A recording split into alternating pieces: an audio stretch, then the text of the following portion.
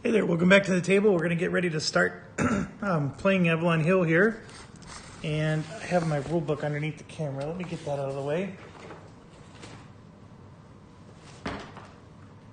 Okay, so you can see the entire board at this view. This might be a little bit nicer view. The thing is we only need one rune from each. So like this is a red rune, or red. Okay, the colors sort of drive me nuts because this is red on this side, but whatever color it is on the other side could be something else. But we're basically trying to find 3 colored runes that are not blue. And one of those is in these red, one is in the yellow, and one is in the green. So if we, for example, decide to go here, and that's the rune we're looking for, you know, it's the droid we're looking for, I don't need to go get the other 2. So when you're planning out your strategy on how to do this, that's the thing you need to bear in mind. And so I'm looking at the map, and I see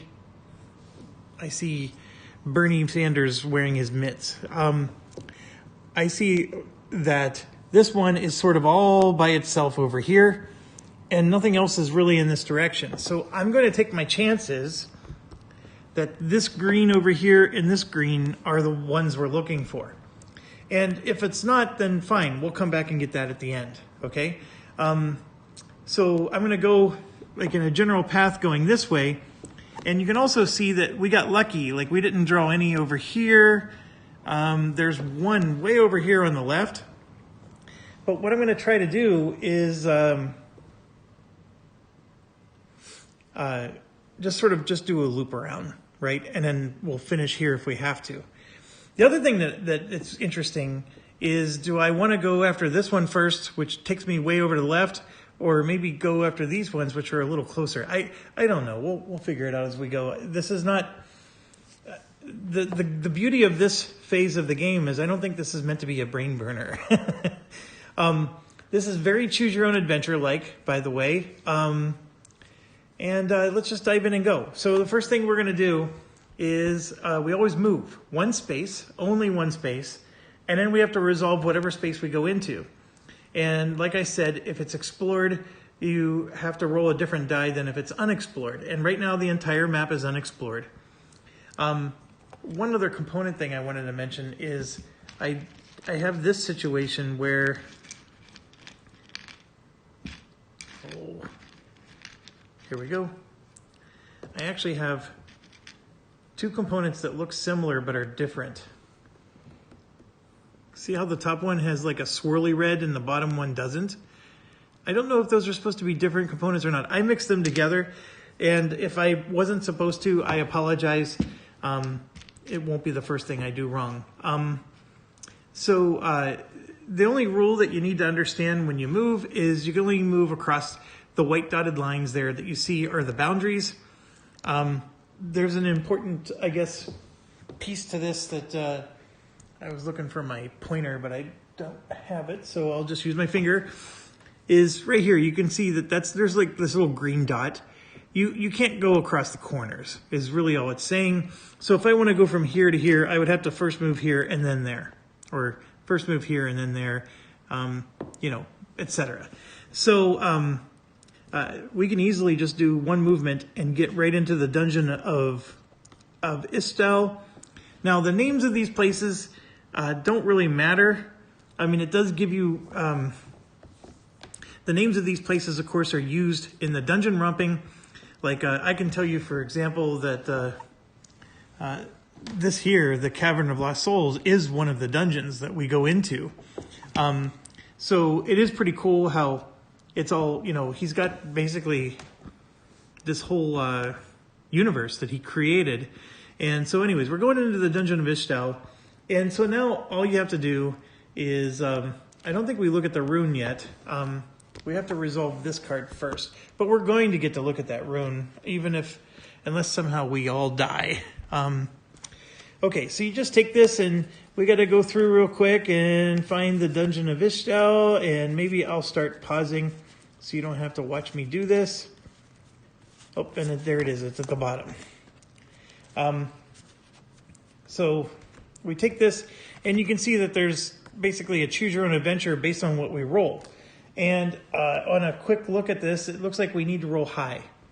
So we roll a D12, I believe, and here we go. And of course it rolled off the camera. I rolled a 6. So the 6 is the worst one.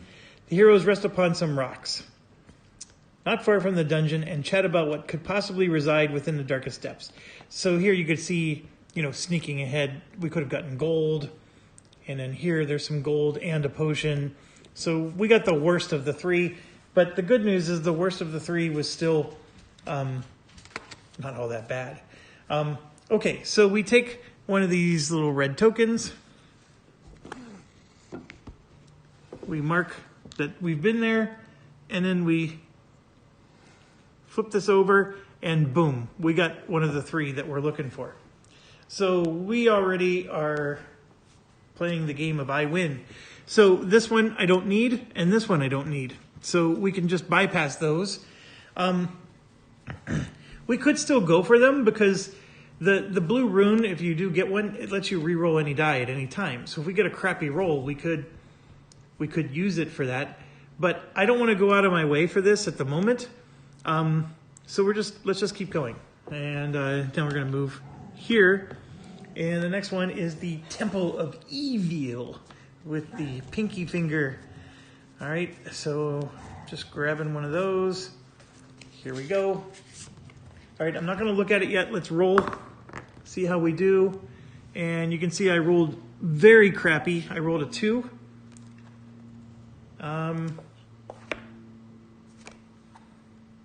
Oh, there's 2 sides.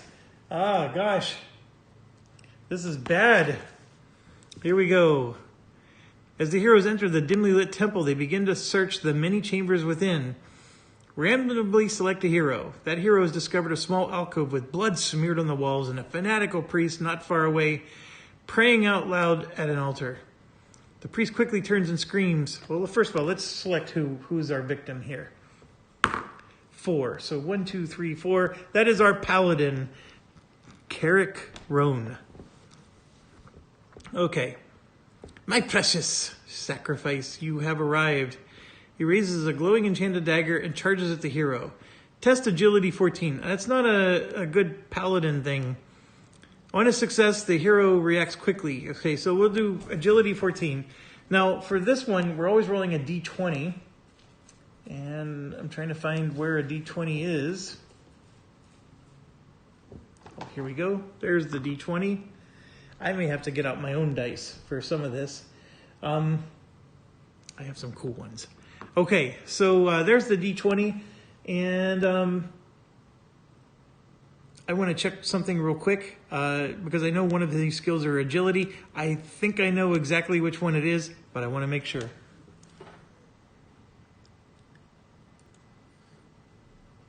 Okay, so the agility is that number right there. So that's the agility symbol. And his agility is 1. I mean, I guess it's better than 0. I don't know. So I get to add 1. I need a 14, which is not good odds. And I get to add 1 to it. And I rolled a 5. So I'm not doing very well in the rolling department today. On a fail, the hero stumbles as the priest drives the dagger into the hero. Roll 1d4, and that's how much health and essence I lose. A fellow hero then quickly slays the priest. So, of course it's a 4. So I just took 4 damage.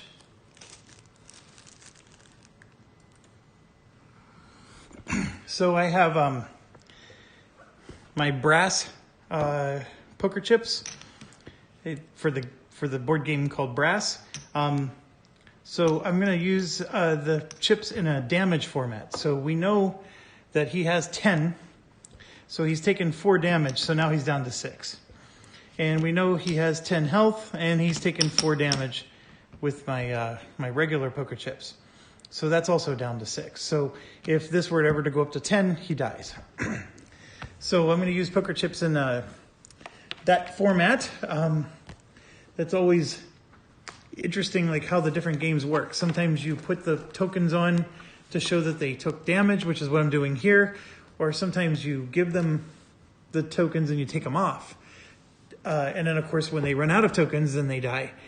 You can do it either way. I might change it up. But for now, that's the way I'm going to do it. And yes, that path stunk, but it's because I rolled so low. I got to roll better. Get good. Okay, so let's move on to the next one. And so I just left the green area and I'm going here. I tended to find that the green areas seem to be nicer and gentler. So this Zillia place is the next location, the Crypt of Zillia. All right. Oh, we got to roll our D20, or D12, I mean. 7. It's better than a 1 or a 2, I guess. Trekking through the sludge-like mud late one evening, through a torrential downpour, flashes of lightning illuminate the many broken and cracked headstones throughout the graveyard. These brief moments of light aid the heroes along their perilous journey. So nothing really happens. That middle band seems to be sort of like the nothing happens thing. So let's see what we get. And there's one of our fake ones. So we got a blue, which isn't what we're looking for. That's not the droids we're looking for, but it means I can re-roll a die. So if I get another one of those nasty 2s, I can maybe change my mind. All right. Or change the outcome. Okay, so the original plan was to go up here, right? But we don't need to get another one with the green on the corner. But we do need this. So we do have a nice string of them here that are together. So let's go to this next one, which is the location called Deadwood. So it's an HBO special that didn't last very long. Or did it? Actually, it probably did. I don't really watch HBO. So, who remembers the days when HBO used to be a channel you can get over the antenna? Like, it was like a channel just like NBC, ABC, and CBS. It was way before Fox ever existed. But it was like those TVs where you had to turn the knob just to change the channel. Yeah, I know I'm dating myself there. All right, so let's roll. All right, this time I got an 8, and I knocked my stuff around. This was on Chapel Hill. Okay, so an 8 actually bumped us to the next level up, so this is good. Randomly select a hero. Let's do that. 3, that would be our archer.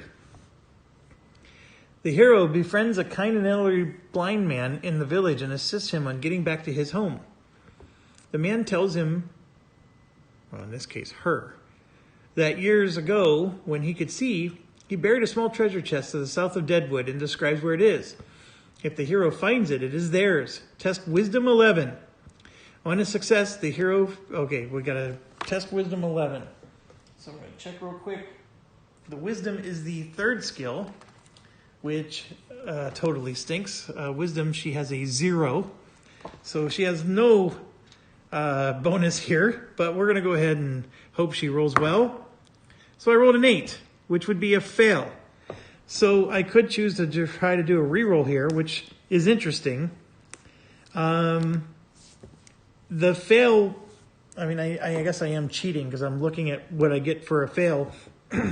A fail just means we don't find it, so nothing bad happens to us. But I could try to reroll, and if I get 11 or better, I can get whatever is in this treasure.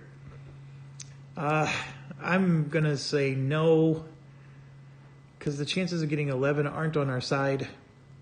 Yeah, I won't do that. So we'll accept the 8, which means we searched for hours and nothing happened. And boom, we got... This is going to be the setting up and doing all this just to get 3 tokens and no treasure is going to be disheartening.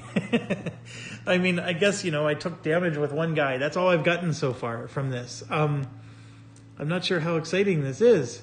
But let's keep going. So I got a yellow already, so I don't need to get this one anymore. And now all I have to do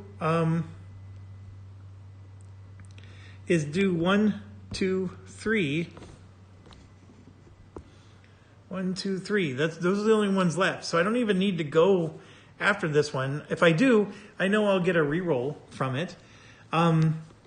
It's all in the way, so I may not have a choice, right? Because let's say I go around this way and go to there, and this is not the right one, then I got to backtrack. And here's the problem with backtracking, is at some point, if you go across the same territory twice, you're only going to be rolling a d6 instead of a d12, so you're going to get the worst outcomes. I also think that when you start getting into these other zones, that they get to be a little bit more dangerous. I don't think we want to spend a long time out there. So what I'm going to suggest then that we do is I'm going to go, well, yeah, let's do this. Let's just cross here and then come down to this one.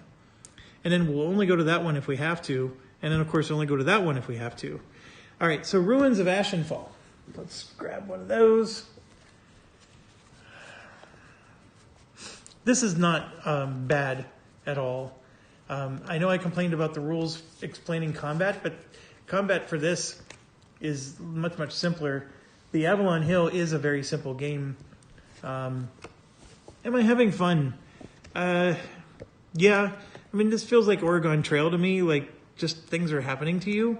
And it's not like you have much to mitigate it, but it's still really cool. I like the fact that, he added it on, and it's definitely bloat. Like, if a publisher were to publish this game, they would have told Roger to cut this out, like, in a heartbeat.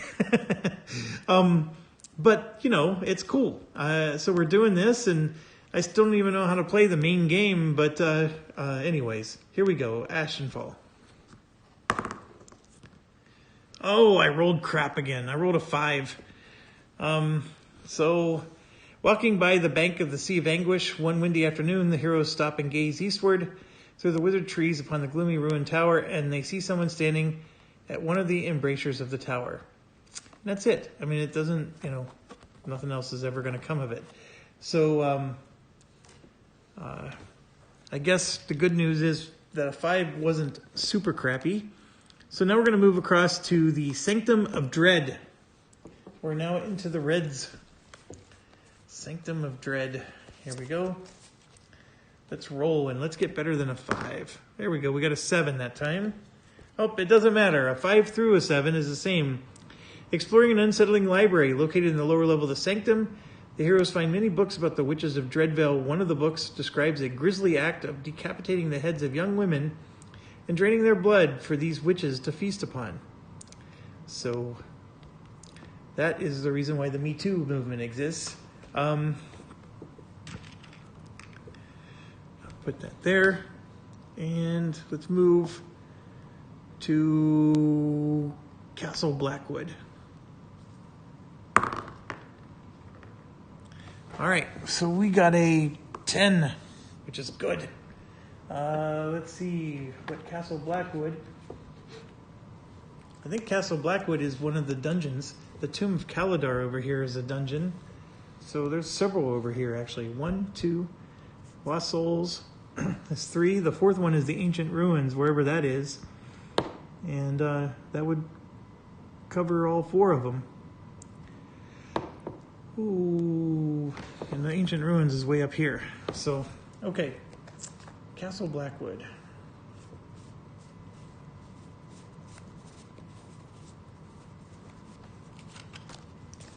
Here we go.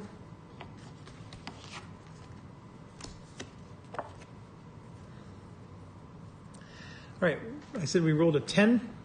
Oh, just barely into the golden zone. Ascending a narrow stairway leading to the western watchtower, the heroes arrive at a sturdy wooden door with a massive padlock on it. Select a hero to test lockpicking 15. So we get to select. Well, we happen to have a rogue with us. Lockpicking, though. Oh, yeah, our rogue has a +2. And we can verify that here. That's the lockpicking skill. So we got a +2. So, and it says modify with the lockpick value. The hero has 3 attempts to pick the lock. Okay, so we won't read the rest. We'll just try 3 times. We need to get a 15. She gets a +2. So I need a 13 or better. So here's number 1. I rolled a 7. Number 2. There it is. Look at that. Whew, I rolled a 19. Now the rolling is coming out. I just needed to finish my coffee. Okay, so the hero has 3 attempts. On a success, the heroes enter the small room and discover small wooden figurines, a chest containing 1d8 times 100, and a rejuvenation potion. After the 3rd attempt, the mechanism breaks. Okay, so first of all, we get a rejuvenation potion, which what it does is it regains 3 health and 3 essence when consumed. So I'm going to consume that right away and heal my paladin for 3 of the health and essence damage. So we don't have a potion anymore. We'll just use that right away. Before I forget, I'm putting our little Explorer token out. And then let's do the fun part. We get a 1d8. Trying to find the 8-sided die here. Here we go. That should be it. All right, so we get 1d8 times 100 gold. Oh, we get 700. So we have gold here that looks like this. I probably should be using my poker chips for this too, because the hundreds are clearly a different color than health points would be. But for now, I'll grab these because I didn't grab my higher number poker chips. So there's 200. And then I gotta find, there's another one of my trays has the bigger digits. I need to merge those. Yep, I'm gonna merge those. And then here's 500 more. All right, so 700 buckaroos. All right, the rules say that you can't trade money during Avalon Hill. Like once Avalon Hill's over, then you can. So I don't know what there must be some purpose behind that. I'm sure it has to do with, you know, maybe there's somebody who steals money or whatever, but you can't move money around at the moment. So the rogue is carrying the 700 bucks. All right, so let's move here, and we're getting the Forgotten Ruins. So Forgotten Ruins. Let's roll our die. Oh, I rolled a 1. I don't even want to look at that one. I'm going to use our reroll. I think that's what that's for, right? Let's try again. I rolled a 2.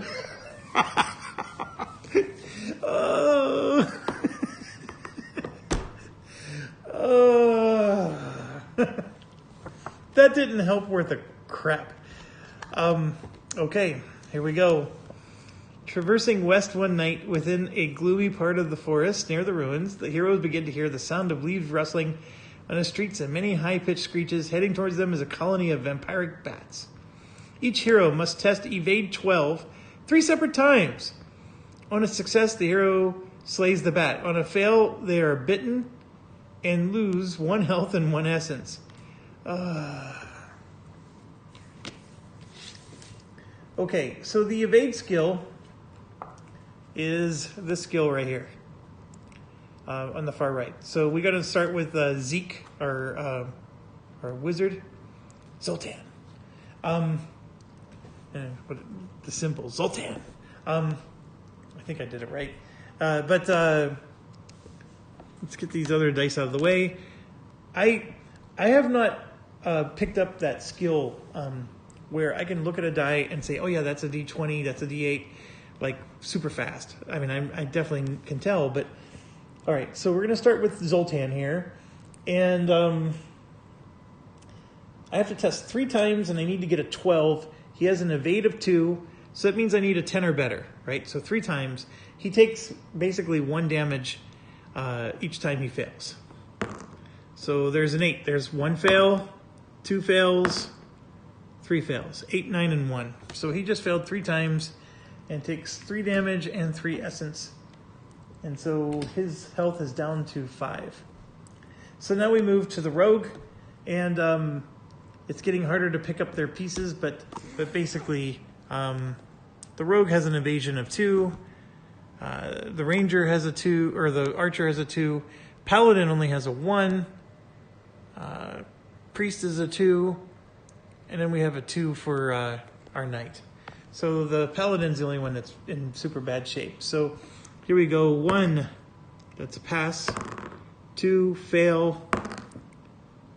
Fail. So I rolled a 2 twice. All right, so I got to grab some more poker chips. But basically the rogue just took 2 damage.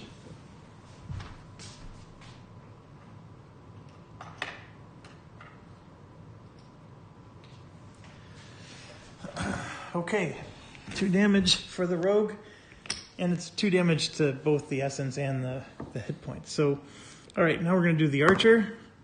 Fail, fail, fail.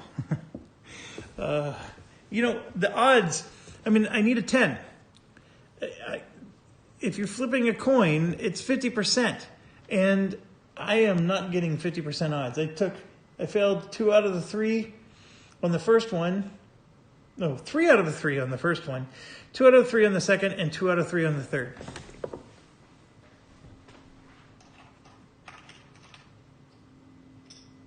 No, I failed all 3 on the third. I failed all 3 with the hunter. This is awful. We're going to end up going in the dungeon with all this damage. And now we got the guy, he needs an 11. Because it's the paladin. Fail. Oh, he passed. And he passed. So he passes twice. Oh, that's so funny.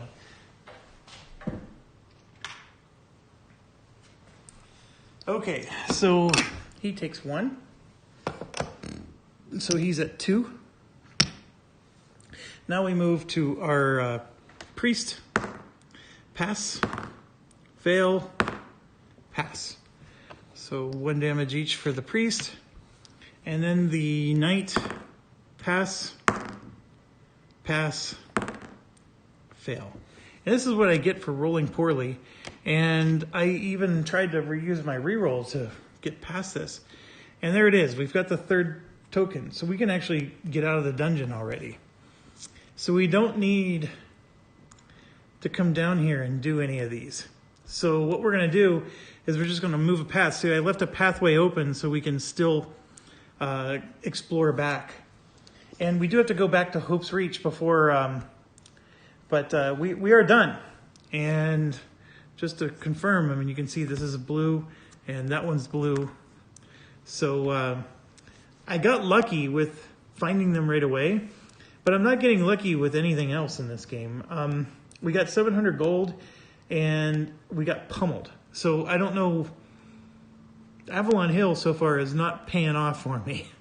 And also, I got to read the rules, like, do we get to do anything before we start the main campaign? Because I want to get 2 weapons in everybody's hands, you know, stuff like that. Because having only 1 weapon is not going to be fun. But I'll cross that bridge later. Let's go to Hunter's Watch.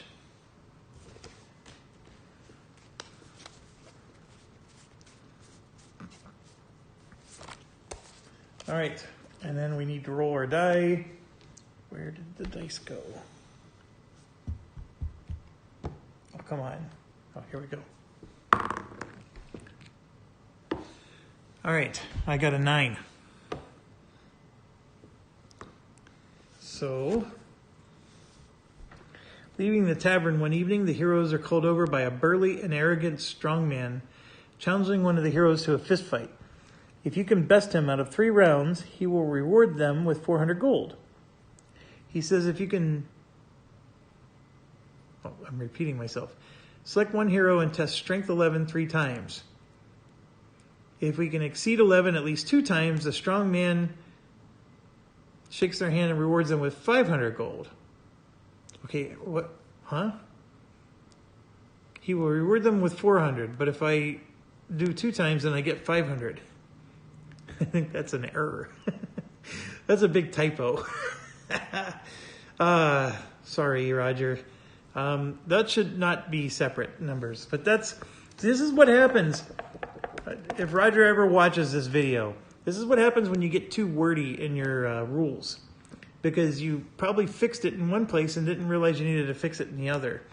That's why the key to technical writing is you never try to be over wordy on your stuff. You try to like reference things and, you know, make it so it's easy to look up and just put it in one place and one place only and have charts and tables. But anyways, I'm getting a little preachy and sort of do that for my work. But okay, so we got to test strength 11 3 times. So basically now we got to look at our guys, and they're all hard to pick up because I got my poker chips on them now. But and that might be why we maybe to use the little dials. But so you can see here he has a strength of 2. So the paladin of course makes sense, and then so does the knight. He also has a strength of 2. So it doesn't matter which one we pick. We're just going to get to add +2, and so I will do that. And we need 11. So that means I need a 9 or better, and I got to get it 2 out of 3 times. And I did not get it this time. I got a 3, so I'm rolling awful. And I got a 3 again, so we failed.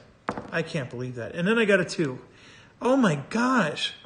These dice are awful for me tonight. Okay, so that was a nothing burger.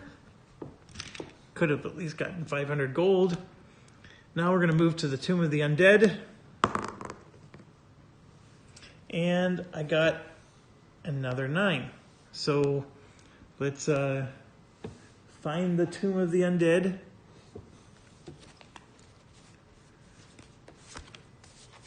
Randomly select a hero. So let's do that. That would be the rogue. Entering into the dark sludge-filled putrid tomb, this hero discovers a skeleton, propped in the corner of an eastern chamber, clutching a small rotted wooden box. Get 1d3 times 100 gold. So, so basically, I'm going to do 1, 2, 3, and then 4, 5, 6 is also 1, 2, 3, right? So 4 is 1, 5 is 2. All right. So that's a 2.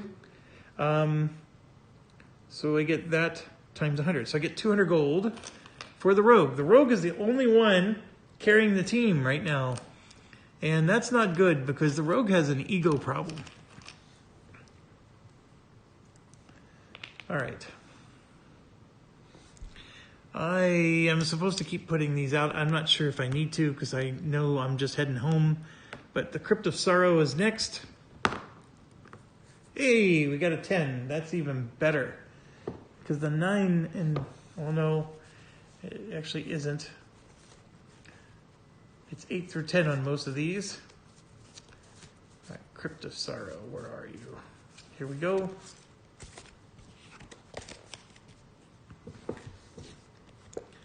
All right, randomly select a hero. 6, that would be our knight. Hero passes by a statue pouring water into a basin in the eastern part of the graveyard. Test willpower 10. So his willpower is, ooh, it's a 2. So that part's good. Oh, no. I was looking at the wisdom. His willpower is a 3. That's even better. On success, by the way, in case you're wondering, strength, willpower,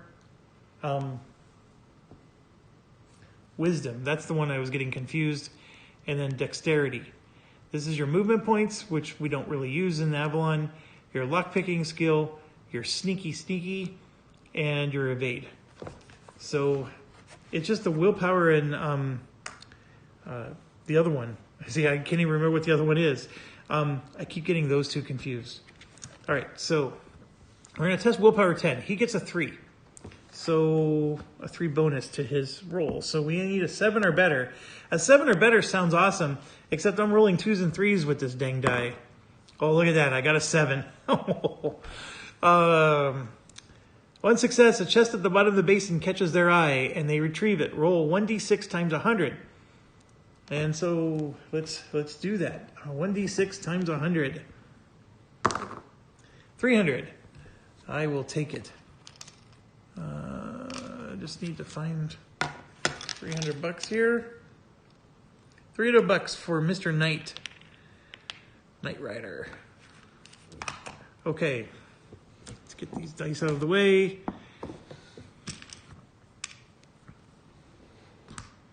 House of Faith.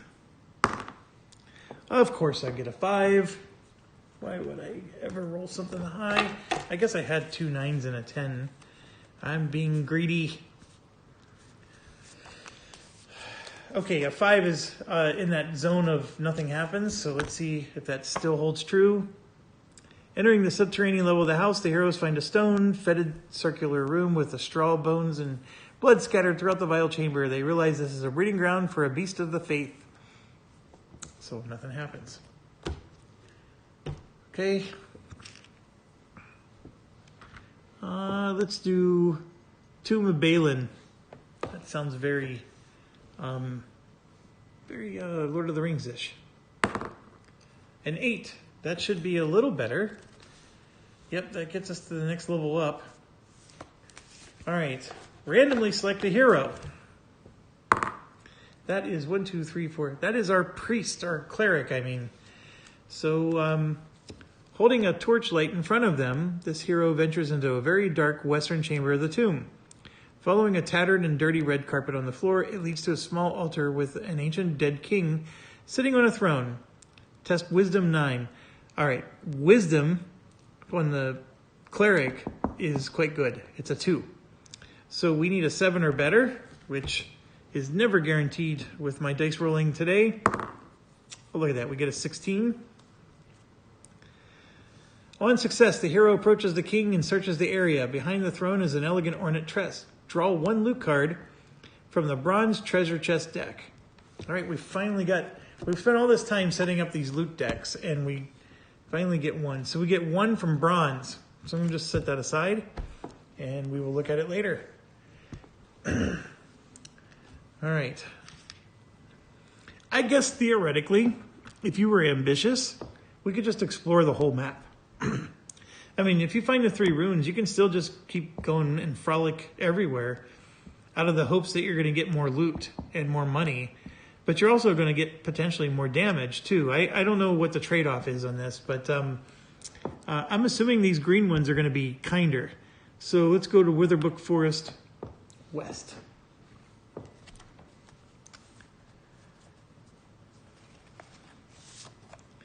All right, and I forgot to roll my die.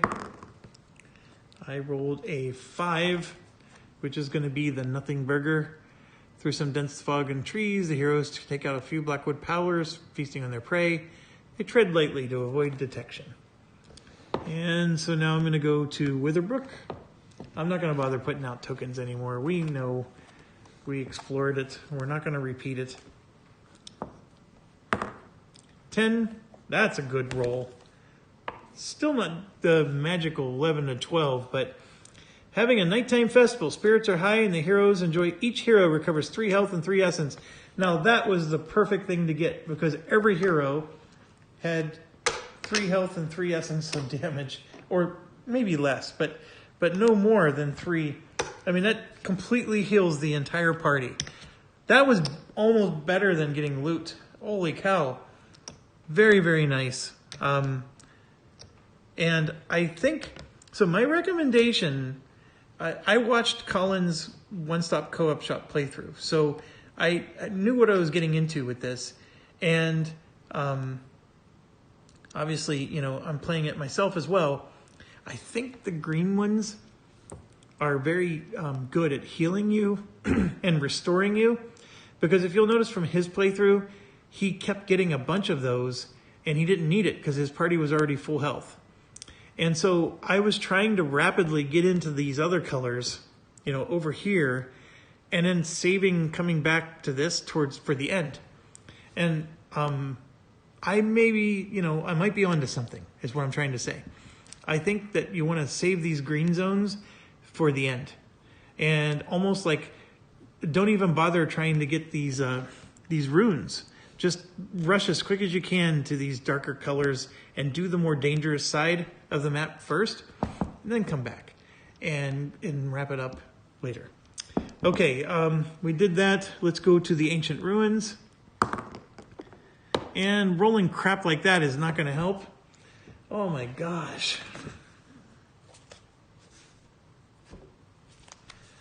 That is awful. Absolutely awful. Oh. Battle. Okay, well, good. I guess from a rules perspective, you get to see how a battle works. Randomly select 2 heroes. They're going to go into ruins. 2 skeletal grunts are going to come bursting out. Each hero must combat a skeletal grunt. It has 2 health and a toughness of 7. Every hero gets a 1d12. Each round of combat, a hero rolls, modifies it with their strength, and if you exceed their toughness, you deal a damage.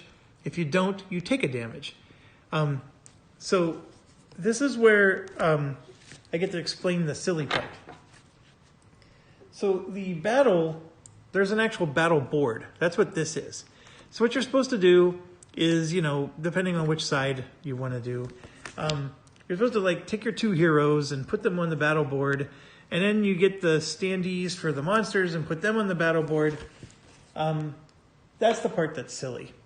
You're basically selecting 2 heroes and they're each fighting a monster. They can't help each other. So if one hero finishes off his monster, he can't help the other hero finish off their monster. Not allowed. Everybody has to take down their own monster. Everybody has to deal with their own demons. So first of all, let's figure out which 2 heroes we're going to select. 4 and 6. That is the Paladin and the Knight. Okay? So Paladin and Knight, and I will get those standees out for you, at least. The Paladin and the Knight. Okay? Every monster that they're dealing with has 2 health. So I'm just going to put the 2 health in front of them, like this. Okay? It doesn't matter. There's no such thing as moving, or there's no strategy. There's no, okay, it's my turn and I'm going to do this action. I'm literally just rolling dice for them. If they roll better than a 7, modified by their strength, they hit. If they don't, they take a hit. That's it. That's all the battle is. And, you know, in Roger's defense, he wanted Avalon Hill to be super simple. And so it is super simple. So my recommendation to you is if you want to thematically get all that stuff out and set it up, you're welcome to. I'm not going to do that. All right. So we got to take 2 d12s. So we're rolling a d12. We're not rolling a d20. So that's something important. So there's a d12 and there's a d12. So we got 2 of them out. All right. This will be the Paladin, and that's the Knight. Okay, Paladin, Knight. So we're going to do that, and then we got to check their strength. So the Paladin strength is a 2, and the Knight strength should also be a 2. Yes.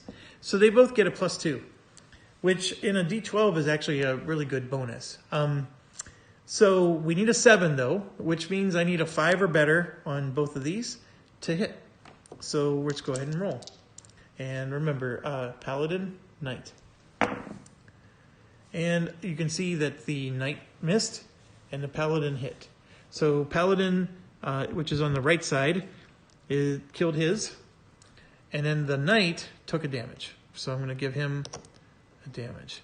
And this is not essence damage. This is just regular health damage. So in the other cases, they took a essence and a health. This case, that's not true. So here you can see I failed with both. So again, my rolling is just atrocious. So they both took a damage. And there, the Paladin failed, so he takes another damage. And this time the Knight passed.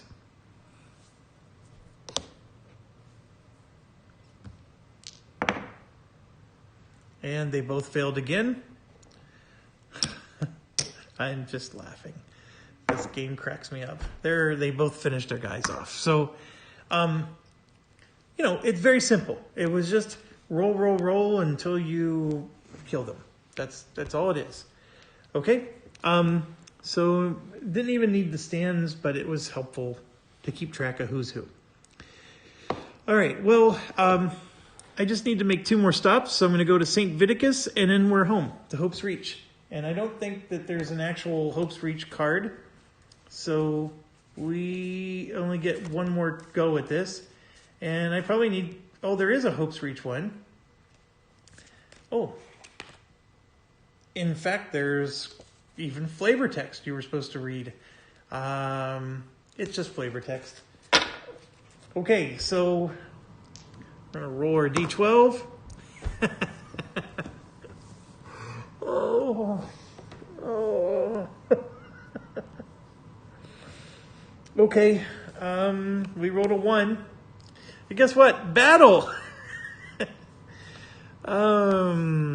Randomly select 3 heroes.